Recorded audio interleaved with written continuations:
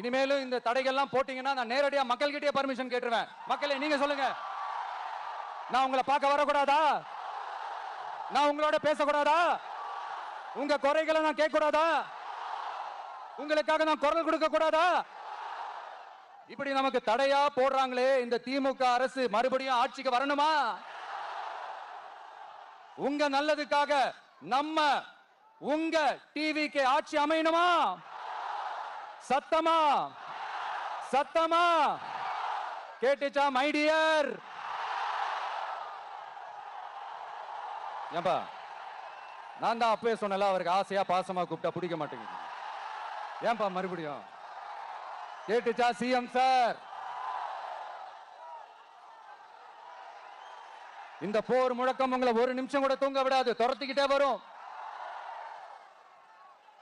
கான்பிடென்டா இருங்க, நல்லதே நடக்கும், வெற்றி நிச்சயம்.